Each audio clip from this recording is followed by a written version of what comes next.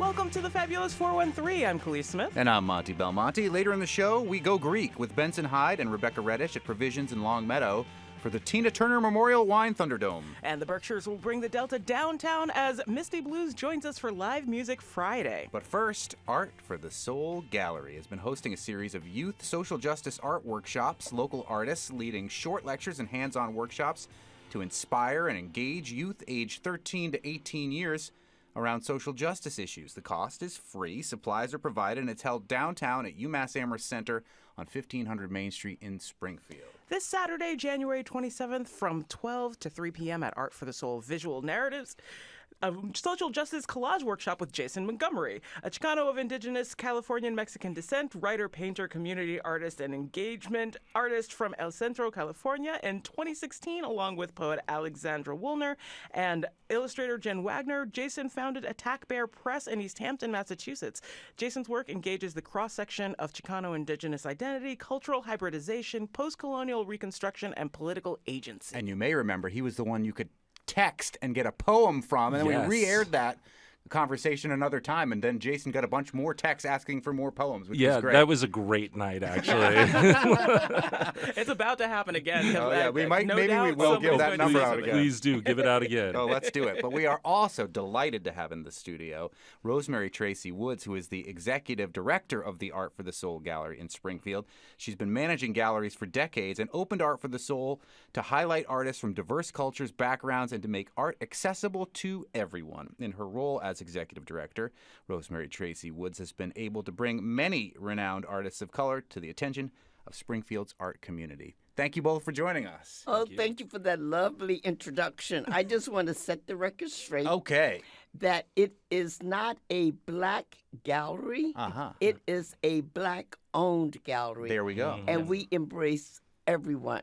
Excellent. I don't think we said it was a black gallery, but I'm glad that's good to know. No, but so many people, it seems to have that because I'm black. Yeah. They think it's a black gallery. Right. It is not. It started under the DeVar Patrick administration when I was appointed to create art in downtown spaces. So far, I'm just at that one, but I'm praying each and every day with through the help of TDI, Mass Development, the Bar Foundation, and other organizations, that Springfield will finally catch on to the same thing that I'm going to on Monday, Charleston, where you see just streets filled with art galleries and restaurants. They talk about the creative economy. You got to let creators come in. I can't draw a straight line with a ruler, but I love art. It seems as if it's the only place I ever felt that I fit. Let creatives come in and fund them. Because this, if we're bringing people in and we're trying to make space for artists, don't forget that everybody's got to make a living. But you do so much art literally everywhere and have for years. How did you come to found a gallery as part of that? It's a long story. I have a very old friend who, has since moved south. She retired. She was in the housing business. And when we met, I was working for the state of Connecticut, and she was going around like people go around with Tupperware and Avon selling art. Wow. What it was originals transferred onto canvas and so forth and so on. Long story short, I said, why are you doing this? You can do your own thing. And because my brother was in the music business and I had traveled, I started calling a few artists that I knew and say, what would it take for you to ship me some art and we sell it? So that's really how it started. But even going further back than that, growing up in Philadelphia, having to run across the street and hiding at the art museum, and every place I had traveled all through the United States, because I traveled with my brother who was a musician, I never saw art that represented me. I never saw Native American art or Asian art or any art. So I was saying, why? And then as I grew up and found out how racist the art world can be, I said, if I ever had a gallery, I'm going to have nothing but black art. And why black art? Because that's who I am. You know, I embrace other cultures, but, you know, my relationships are basically with artists of color in regardless. But I love all art. I love all creators. And art is not just visual art. You know, it's performance, it's even culinary. It's art. You know, some of the old crafts like quilting and has just gone printmaking, and it's just unbelievable. And the only way that we're going to bring this country around and have a harmony and bring peace is through the art. Because when you were locked up in COVID, you played music. That was art. You read. You did various things. And if my old saying is, if you just give peace a chance, it will happen. That is Rosemary Tracy Woods, who's the executive director and founder of the Art for the Soul Gallery. And you can feel the soul coming out in the kind of art that she's bringing right here to Springfield. And she has a series that she's been putting on this past month. It'll continue next month that includes youth and social justice art workshops. And we have one of those folks who's going to be leading one of those workshops tomorrow. Yes, Jason tomorrow. Montgomery. Tell us about what your workshop will entail there tomorrow. So my workshop is based around collage because I am that is my main kind of footprint when it comes to visual art. And the idea is that finding narrative and expression through collage. And I like doing that because I do like the idea of, collage is a very accessible medium. You don't have to be able to draw a straight line with a ruler to collage. All you have to do is work a pair of scissors and have some glue. But it also is a medium in which we can find a variety of reflections out there and then, you know, bring them together in different forms. And that there's something about, you know, particularly giving youth that kind of that ability to say, you know, look and see what amongst this captures your attention, distill it down to just the part that you want, and then, you know, put it down onto a canvas and let's see what we can kind of say about ourselves.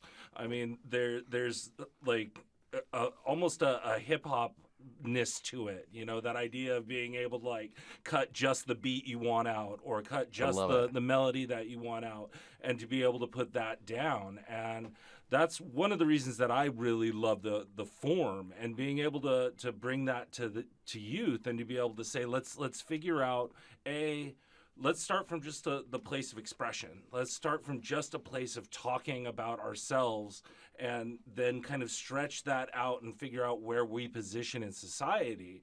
And, you know, collage, bless its soul, like gives you the ability to do that, because you have to be able to look for yourself in these various pieces. And if you don't see yourself there, that's an avenue for conversation.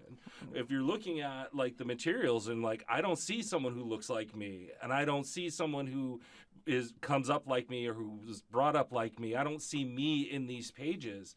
In and of itself, you can start a conversation from there. So Yeah, I had a question about the inherent equity of collage, but you basically answered it already, so now I have to build on something else. It's a collage of questions.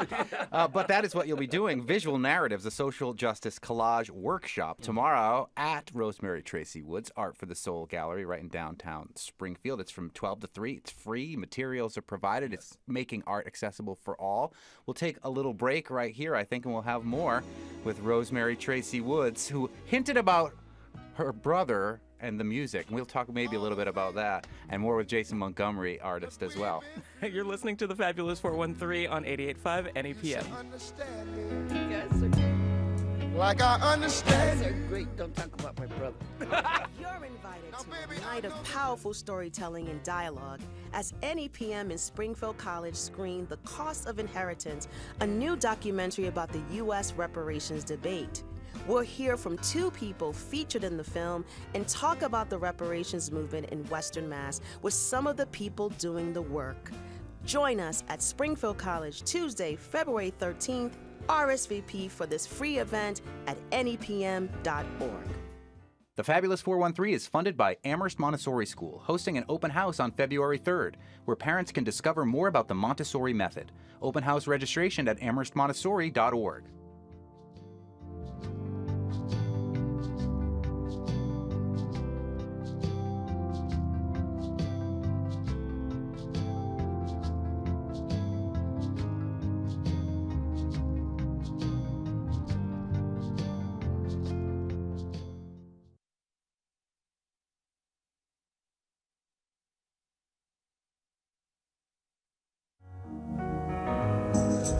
Wake up, everybody, no more sleeping in bed. Welcome back to the Fabulous 413. I'm Monty Belmonte. I'm Khalees Smith. And we are here with Rosemary Tracy Woods, the Executive Director of Art for the Soul Gallery in Springfield, and Jason Montgomery, who will be at Art for the Soul tomorrow, Saturday from 12 to 3 for Visual Narratives, a social justice collage workshop. And you were saying, Rosemary, off the air, about the real importance of art and social justice. And your story is incredible. You were awarded by the Governor Deval Patrick administration the Unsung Hero Award for this type of work. Talk about what's going on with the gallery now, the current funding to keep these conversations happening and alive in Springfield. Well, the gallery is, I'm transitioning out because, you know, I'm very, very young. Yes. Time to go. You sure we go. are. And I have Emily Munsell, who is my gallery assistant.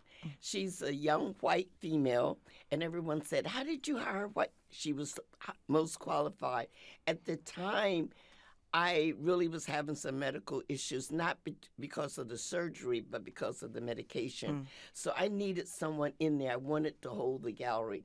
But I also realized that I'm not getting younger, although I hope I live a longer life. And I wanted to leave something to the community.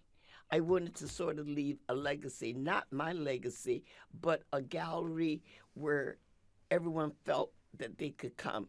And all my life, I fought for equality. In my position with the governors of Massachusetts, I worked in equal opportunity. And there's no talk. I mean, Black Lives Matter seems to have died. Sure, it's not much press about police brutality, black-on-black crime, injustice in food, and all other things, the hip-hop movement. So you have to grab the youth. They are our future. But most of the youth don't know anything about Rosa Parks or anyone. They can tell you some things. We need to have dialogue.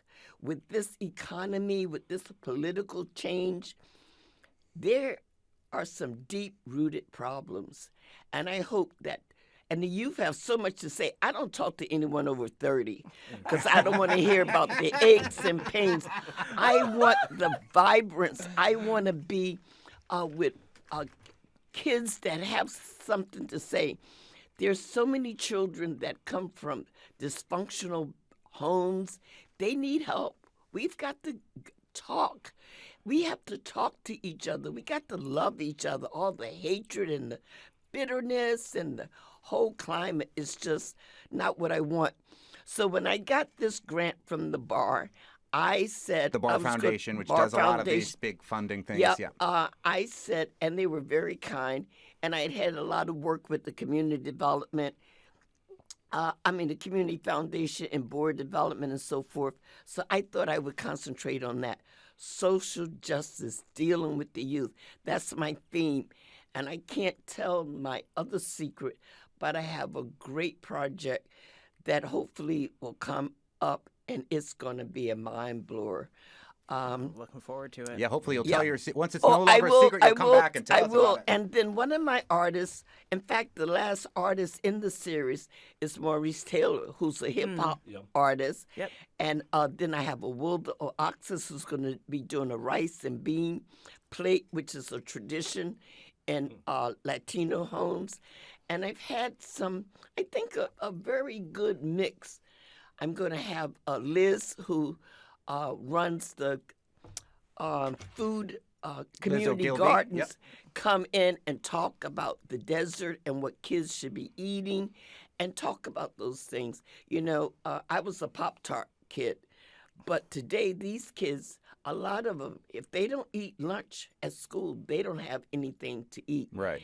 And we need to bring all that out. Everybody says, we need to heal, we need to heal. You can't heal unless you know what the issue is. Right. And that's all I want to do. I want to create equality and love for everyone straight across the board. It doesn't matter if you're black, white, green, or what. We're all going to be buried in the same dirt. And unless you're cremated, that's it, you know. So, and I love Jason. I love his work. I've worked with him before. I don't get around as much as I want to, But I welcome people to come to the gallery. I want to do some LGBT. I want to do some, again, another Native American. I've done some Argentine shows. I've done some Asian shows. I would love to have a big celebration for Chinese New Year. Yeah, it's coming right up. Yeah, so... That is Rosemary Tracy Woods, who's the executive director of the Art for the Soul Gallery. And the Jason she mentioned is Jason Montgomery, who'll be there tomorrow from 12 to 3 for the Art for the Soul Visual Narrative Social Justice Collage Workshop. How did you two meet, Jason? I don't even know. No. I do know that like I had watched your work from afar and like really just been kind of in awe of like what you had built and the coalition you had built around Art for the Soul, and like the work that you were bringing in, and seeing kind of how you were really introducing community to artists who weren't necessarily even from this community. And then I think I got to be in one of your shows, and I think that's where we met. The Native American? Yeah, I believe that was where we met. And then I remember the first time I met you, I was bringing work in, and I had set it down on the floor, and you stopped me, and you were like, you need to pick that work up off the floor. Don't disrespect your work like that. You need to make sure it's set on a table. And I was like so embarrassed. I was like, oh my God, no. But it was true. Like I felt so empowered walking out of there, as though like I had been treated as a real legitimate artist and my work had been treated with a level of respect that it had not been treated prior to that. And I that was when I was like, anything Rosemary wants me to do, I'm going to do it. Anything. I don't care what it is. I will be there. I will show up. Because like that kind of empowerment is so rare in this community, especially for Indigenous artists and other artists of color. You're not treated with that level. You're treated like you're lucky to be there. Like somehow or other, someone's doing you a favor, and like I can't tell you what that means to me. I really can't tell you what that means to me, and what I know it means to other artists who have worked with you. So thank you. That's amazing. You run your own gallery. Are there things from interacting with Rosemary that you've learned and taken into what you practice in your gallery, which is getting a new space soon? Oh yeah. I stole everything. I stole, like, if it wasn't. At least you admit it. Yeah, no. We, like, my whole gig, like, we stole from Rosemary. We stole from Art from the Soul.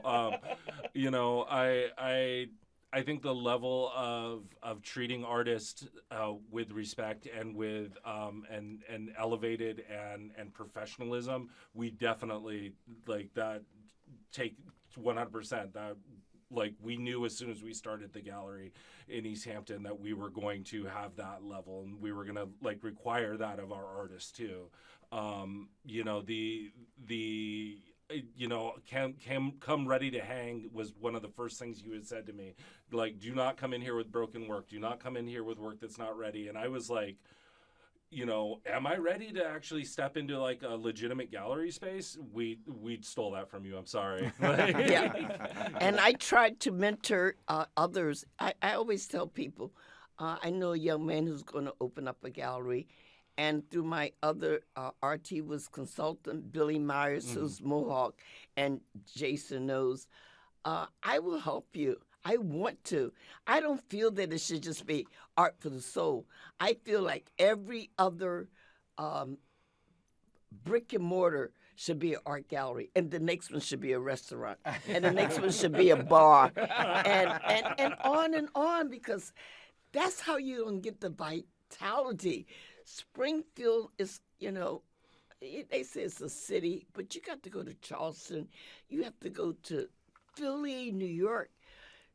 It's so alive, and you have to help each other. I want to help Jason. I've been up a few times, but I've been so way out. I'm working on a project with some artists down in Charlotte. I was surprised that they reached out to me. This little jazz place is going to be Paul Goodnight, James Denmark, and Najee Dorsey, prominent artists. They start at $10,000, $20,000. I can't buy a $10 piece of art.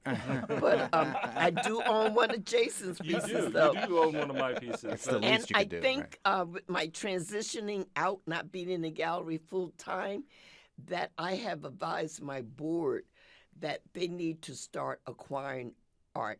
I hope to get in a place that I can buy art from artists so that when I leave 20, 30 years from now, go on to the transition, that the gallery will have a collection. And that's what I want to do. I want to transition out January 1st, 2025. You heard We're it here. going to do a wide search for a gallery manager or an executive director. I will be changing my title to founding director and chairman of the board. I just found out I need to do that. And leaving a legacy.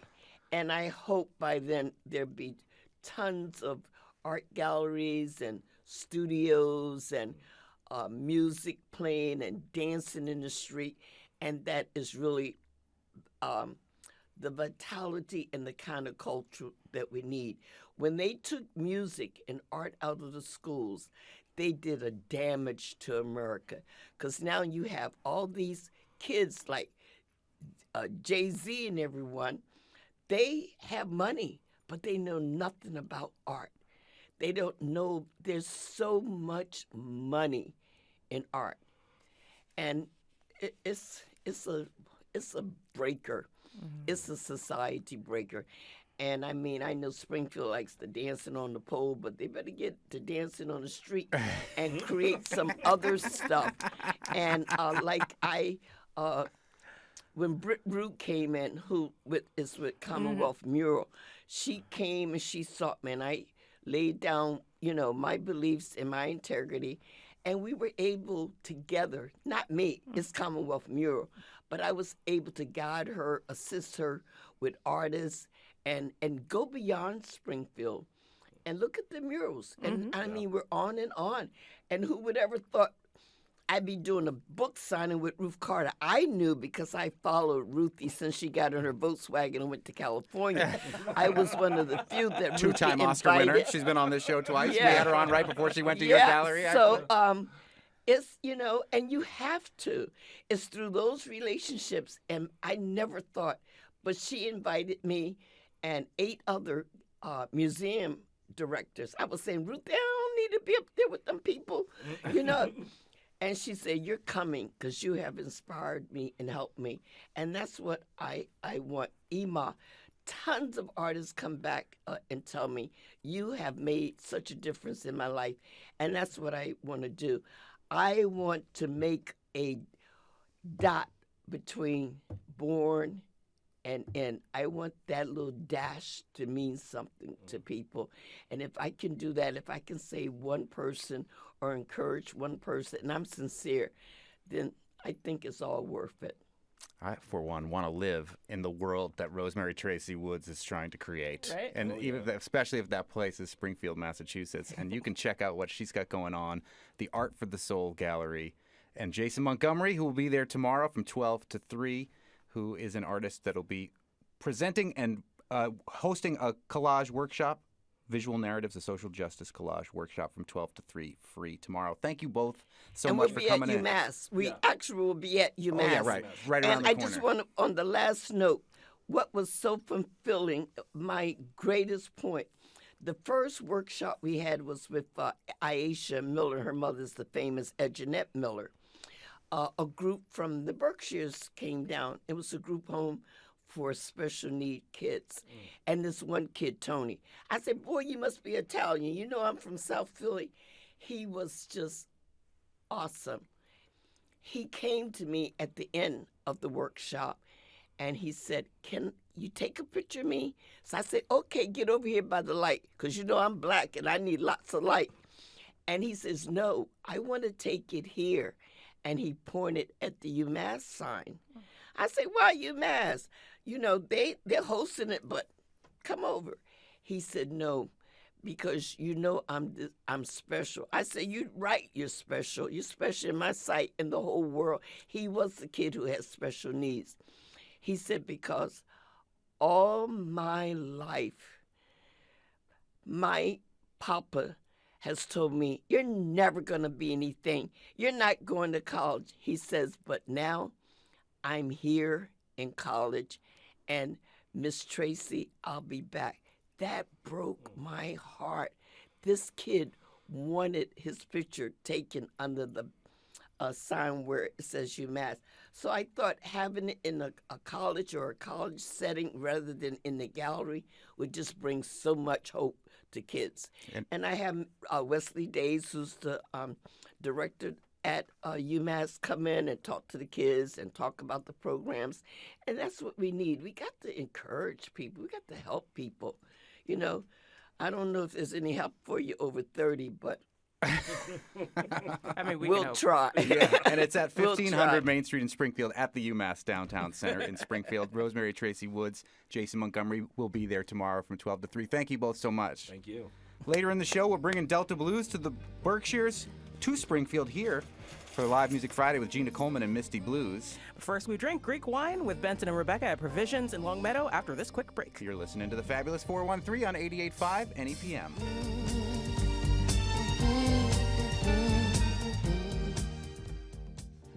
The war in Gaza is having an impact on Israel's universities, creating new tensions on campus. I can't even imagine a situation which I sit in my spot in my class and next to me sit a person that want me to die. The war in Gaza is driving a wedge between Jewish and Palestinian students and teachers in Israel. On All Things Considered from NPR News. Listen this afternoon at 4 o'clock.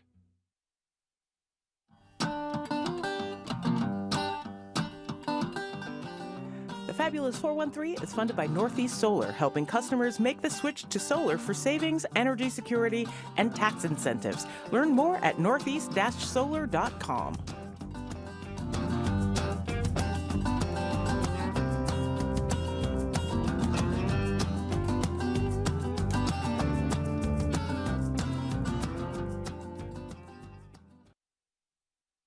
Benson, after we tasted our 1947 wine, that bottle of wine got sent to Provisions in Northampton, and you got to taste it. What did you think? It was awesome to taste. Did it taste like pennies when you had it? It definitely had some pennies going on. It was maybe a little bit long in the tooth, but I love the historical context of tasting old wine and thinking about where that wine has come from, what it's been through, all of that. So even if the flavor wasn't fully there, the enjoyment was 100% there. Wine is as much about the experience as anything else. Heck yeah. We've returned to the wine Thunderdome at Provisions, Longmeadow, with Benson Hyde, who is the owner and purveyor, and Becca Reddish. Yes. And Becca, I just read it off the business card behind you. I'm not that smart, Becca. I'm just using context clues. And what are we drinking here, Benson? Taking a trip to Greece today. Nice. Greece is the word. Grease is the word. Oh, not that Greece. There's a heavy metal Bee Gees cover band. When they do the song Grease, they intro it going, the original title to this song was Lube.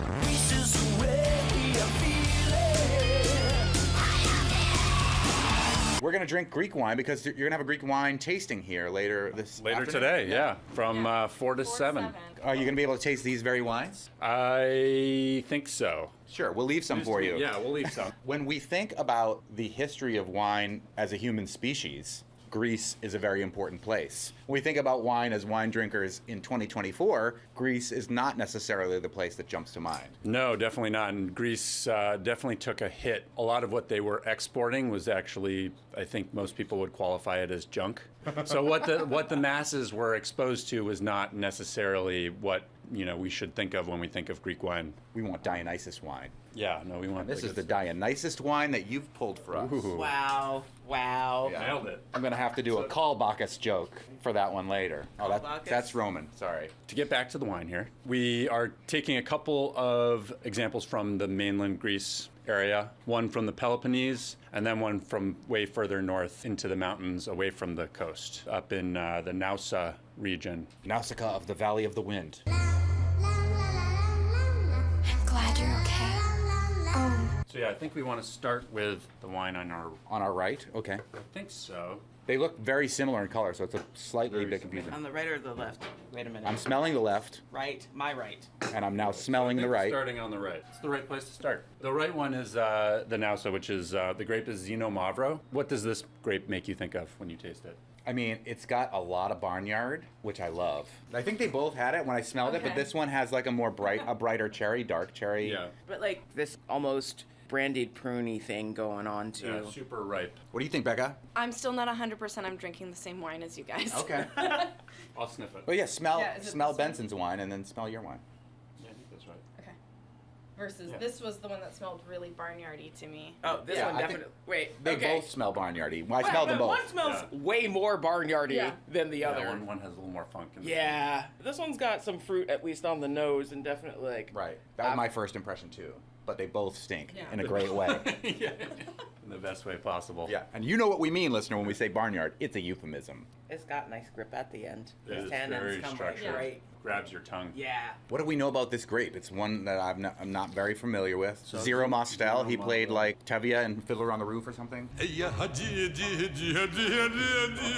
What's it called again? Zino Mavro. Okay, got it. One of the things I often think of when I'm tasting Zino Mavro is Piedmont. And I think, you know, it has some of that same terroir, but also it just has that sort of like rustic, super grippy, can be kind of light in body, similar to Nebbiolo. And is this the one you said is more northerly? And this one is more northerly, Okay, up into the up towards the mountains. It was super mild right off the bat. It kind of was almost nothing before the flavor kicked in. It was like, I don't want to say it tasted like water right off the bat, but it was refreshing, and then it kind of hit with the flavoring. Yeah, great food wine. Yeah, I'm having burgers tonight. Maybe this is it. yeah. What about Greek wine's affordability? Historically very famous, but not currently very popular. No, and actually I think you can get a lot of bang for your buck. I think that this wine drinks well above its price point, especially if you compare it to some wines from Piedmont. You'd be spending a lot more to get the same quality. I think also with our shop specifically, our customers come in and are excited to try new things than what they know they can get everywhere else.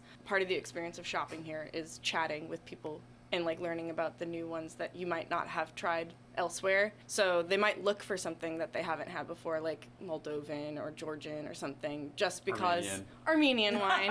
Because You're Armenian. Yes. We're gonna do an Armenian wine tasting here, maybe during Orthodox Easter season. That would be fun. That would be fun. We have a lot of people coming in and asking for Armenian wines now. Because they know you're here. Yes. They also think I'm the owner, and I keep having to tell them I'm not. Just go with it. I should. How much of a share do I get? You can deal with all the challenging things. Never mind. You just get to say, I am today, Yeah. and then you wander away. Heavy lies the crown. Should we dig into wine number 2? Yeah, let's recap on the first one again. What was it called? Zino Mavro. And it's from the Nausa region of Greece. Now we're dropping back down to the coast. This winery is called Tetramethos. The winemaker here is, when I first met him, I couldn't not figure out this guy. I mean, he looks like a hippie who like just walked out of the hills. He's super soft smoking, but he makes some really incredible wines. Did you say soft smoking? I think probably that as well. Okay, yeah. Very zen. Wine Squatch has come down from the hills to give us his latest vintage. I'm sorry, I'm making assumptions. Who wouldn't want to drink wine made by an accidental pan of fawn out in the hills? He's out there. So you're saying you're really fond of the Zino Mavro? Look it. Keep bringing it, everybody. I love it. But one of the cool things about this guy is, you know, a lot of the people in the region, they're blending the grapes, and there are a lot of grapes that I can't pronounce and can never remember. This one is Agirtico. That's one that I can pronounce and I do remember. Good. Which is a good wine to pick for today. But it's cool because he does a lot of vinifying these grapes individually, so you can get a sense for each of the individual grapes. Is this 100% of that grape? This is 100% Agirtico. It smells like the back end of a goat. There was a lot of barnyard in the first one, and this one takes it up 7 notches. Yeah. And again, I love that. Yeah, so same. we are not disparaging it when we say this smells like poop. It doesn't taste like poop. No, Not that I've eaten poop. Tastes a lot better to me than it smells.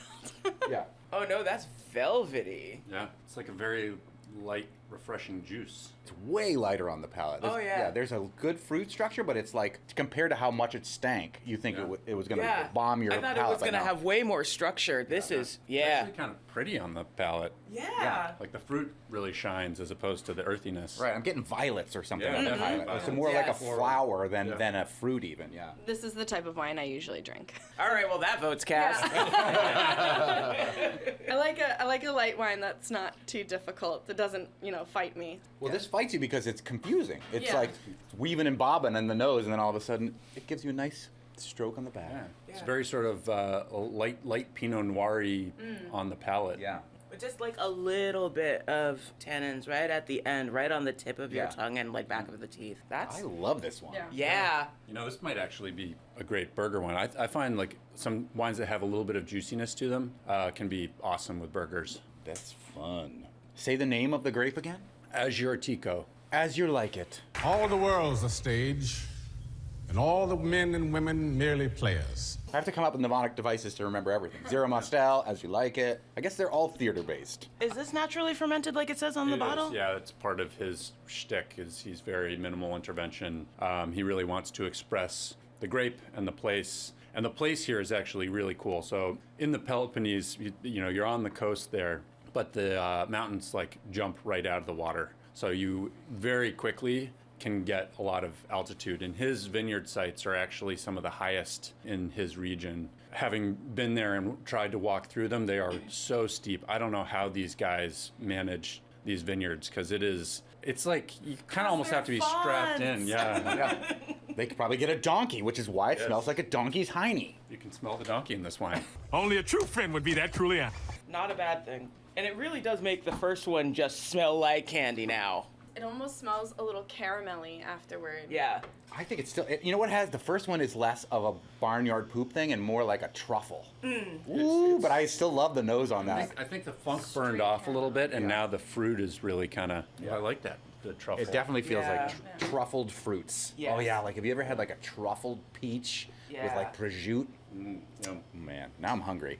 That probably would be great with this wine. Oh, I think so. And then I go back to the second one now, the As You Like It, As Your Tico, right? Oh, man. And I'm getting like, do you ever have those cap guns when you were a kid? Oh, And they make those loud cracks, so there's like a gunpowder thing happening. Kind of thing. Ooh, that's fun. This is really fun. This is going to be a hard decision. Yeah, the funk is turning a little bit more, at least as the more I sniff it, into that sort of like graphite-y cap gun. Like fireworksy sort of thing. Yeah. You look like the 4th of July. All right. It's decision time. Benson Hyde, owner of Provisions. Becca Reddish, fake owner of Provisions. To the Armenian community of the greater Springfield area. I like that. Can we put that on our business cards? Fake owner of Provisions. We'll change it to Trojan owner. I love that. Gonna write it on there? I absolutely will. Oh, nice. I'll put it in the middle of the pack, and whoever gets it You will will win a surprise. My new NEPM business card is gonna say co-host and full-time dreamer. And yours was gonna say... I really wanted my business card to say, quite possibly your only black friend. But it was actually a racial divide between the people who said, you should definitely do this, and the people who shouldn't. But I balked too long on it, so it's not gonna. So now I was thinking to say. It's just gonna say co-host and producer. I know, it's way, I know, I think so too. I'm gonna have to write it down on all of my business cards also. Just write it in. All right. 2 Greeks enter, 1 Greek leaves in this wine Thunderdome. Feels very Acropolis-y here. Is that Rome? No, Acropolis is Greek. Oh, yeah, right. Yeah. Colosseum's Rome, right. Way of the Dragon. Back up. I know what my choice is. I know that I said that the second one, the barnyardy one, was more a wine that I would typically drink. But I actually, after trying them both side by side a couple times, going back to the Zino Mavro. Because the smell really puts me off on the second one. Can't get beyond the donkey. You know what else everybody like? Parfaits. It's like, I don't know what causes that smell. Like, is it yeast? Oftentimes yeast, fermentation character. And especially with the natural yeast, You it's going to get can also wild. get reduction, and especially with more naturally made minimal intervention wines, you can also have a little bit more reduction, which can blow off, oftentimes will blow off as it opens up and breathes. So it might, if we revisit this later this afternoon, if you want to come in for the free tasting, it could be a completely different beast. Well, it could be a mule instead of a donkey. Exactly. Well, then for More now, goaty I'm than- saying the Zino Mavro, but maybe later today, I'll say the Azure Tico. But for now, the Zino Mavro. I'm on the other end. I like how it really does smell like the wrong end of sheep, but I am a sucker for texture with wine, and the way that just softens on the palate is wonderful, and I always love flowers. It's got all the things that I tend to like in a way that was unexpected, so... Strongly agree. I love the stank animal and the violet touch. So it's 2 They're versus both 1. great, though. What do you got, Benson? You know, I'm going to have to cause some problems here and say I think I like the Zino Mavro a little bit more. It's a little more serious to me. I think that structure, the tannin, and the little bit more acidity. So firmly at the end. Yeah, it really stands up firmly. Yeah, I agree. The Azortica was really joking around. It's like a prankster. Am I a goat or am I a grape? Smell? Or It's made by a pan. I mean, we've already discussed. Oh yeah, That's keeping true. it real Greek. Yeah, but I think I'm going to have to go with the Zino Mavro. 2-2. We'll call it a draw. We don't even have a tiebreaker. Where's Bruce? Our first actual draw. They're both good. Yeah, we could. You'll have to come to Provisions and try figure it out for yourself. Let us know what you think, and maybe you'll push it over the edge one way or the other. And Yeah. quick reminder that the tasting that's happening this afternoon is just one of their many that happen on Friday afternoons. You can always come and taste between 4 and 7. And it's free. It would be Dionysus to come in Bacchus anytime and taste wines here, not just the Greek ones at Provisions. Told you there would be a call Bacchus for that joke.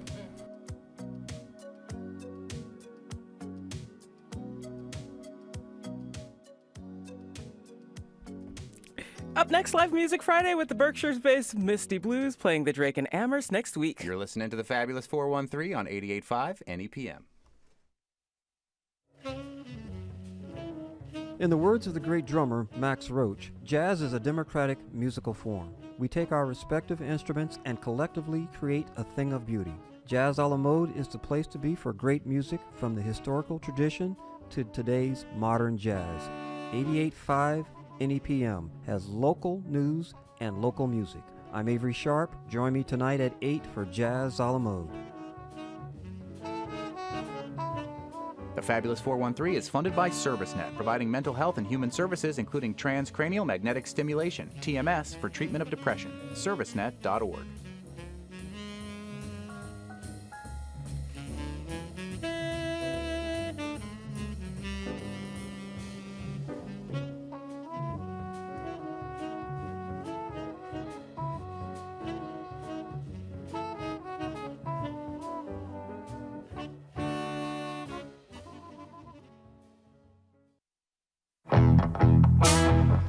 Welcome back to the Fabulous 413. I'm Monty Belmonte. And I'm Khalees Smith. It's Live Music Friday, and joining us is Misty Blues, led by lead singer, brand founder Gina Coleman.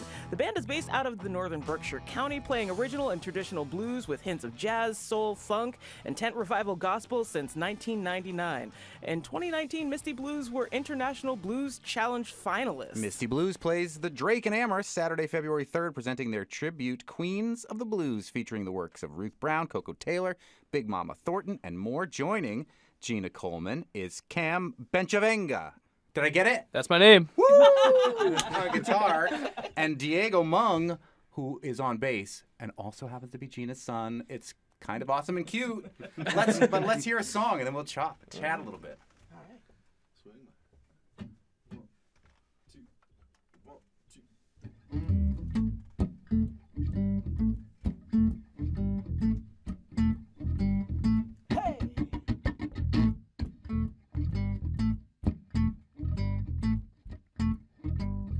Round and round where we go, where we stop, no one knows.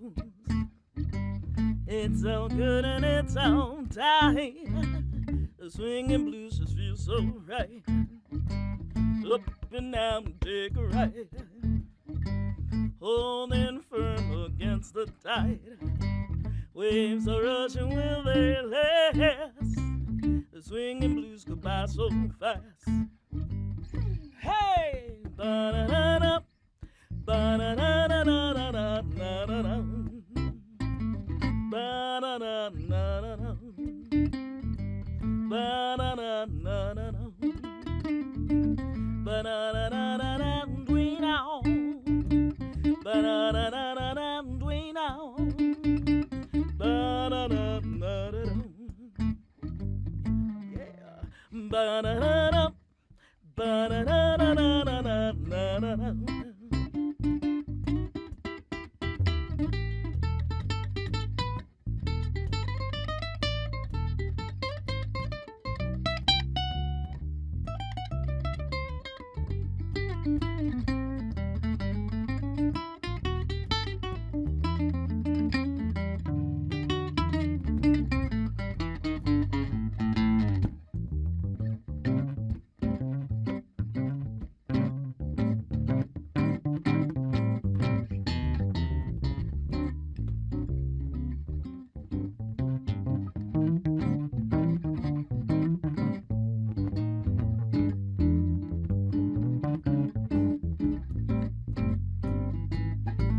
side to side we thrash around, slide around the whole dark ground.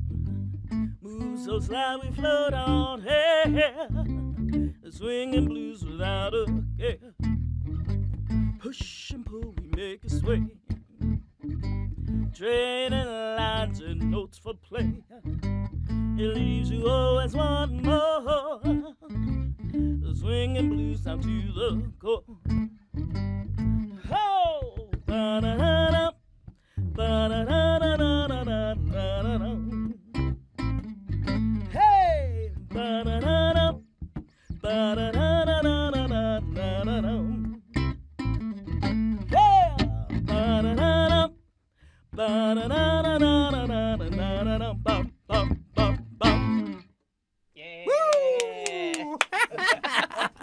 Misty Blues with Gina Coleman and Diego Mung on bass and Cam Benchavenga on guitar. That was excellent. Fun stuff. Thank you. You, Gina, we had on the founders of the Black Legacy Project on last week or so, and you were a part of that project. Yes, we were the first city that they went to. They started out in the Berkshires. Diego and I were both involved. We were co-musical directors in the Berkshires. Yeah. Were you part of the performance last weekend too, or? Well, we unfortunately were in Memphis. Unfortunately, I hear it's not much of a blues city, Gina. Oh darn! But not being a part of the performance, yes. But you're on the album, yes, singing for sure. What was it like to bring influence into that project and see it form? It was pretty exciting, especially I don't know if you've had the chance to watch the documentary, and that was really moving to see it. Absolutely. You know, I'm like, oh, I was there, but now I'm watching it. I'm like, wow, this is so much more powerful than I was. Because when you're in it, you know, you don't have the same kind of perspective. But it was amazing working with all those incredible musicians and looking at some of those traditional songs in a different way. I mean, when we were given Lift Every Voice and Sing to reinvent, and no pressure. I know. Black national anthem. I know exactly. I'm like, this kind of feels sacrilegious. We should not be touching this song. There's something really wrong with this. And what you did with it was super cool. It is like, cool, I especially love like the gospel revival sounds at the very end. Yeah. Like that was a really inspired. That's all touch Diego. to That was bring all in. Diego. Nice. That'll be a good shout gospel. Good choices. Good choices. I think my first interaction with Misty Blues as a band and with you was at our former home where we brought you in to talk about some of the people who will be on this program for Black History Month. They have a sort of interstitial thing about Black people in music. So of the folks that are going to be on this program, who is the one that you hope people go home and listen to the most? A blues legend. Wow. I mean, I have a hard time thinking that it's everyone doesn't listen to these women. I'm like, what do you mean discover? You know? We Columbus Ruth Brown. I know. No, that's dark. That's funny.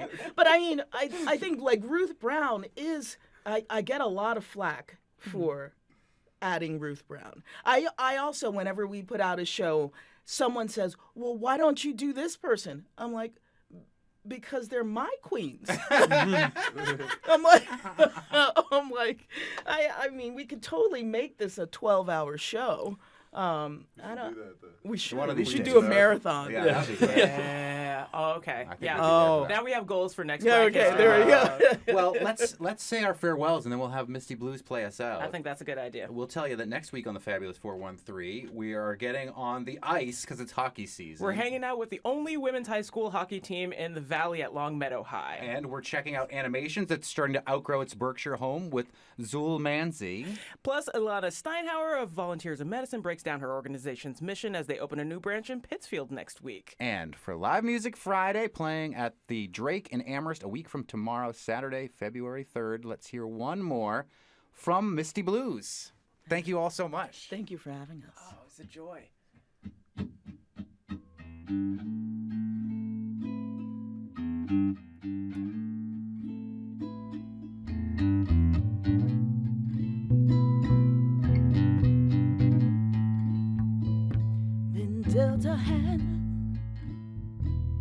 that don't seem fair. If I done some wrong, Lord, I'm aware. I don't sleep, I don't sleep. I got things to do. Take one step forward, get pushed two back. That's my life story on that beaten track. I don't sleep, I don't sleep. I got things to do.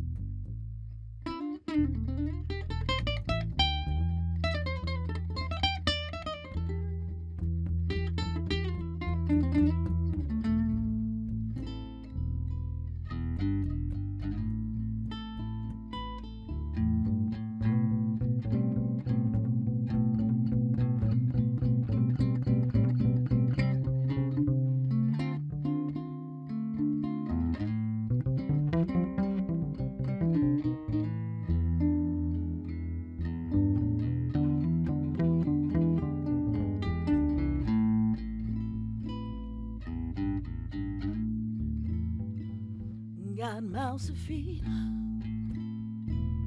and bills to pay. Wish there were more hours in my working day. I don't sleep, I don't sleep.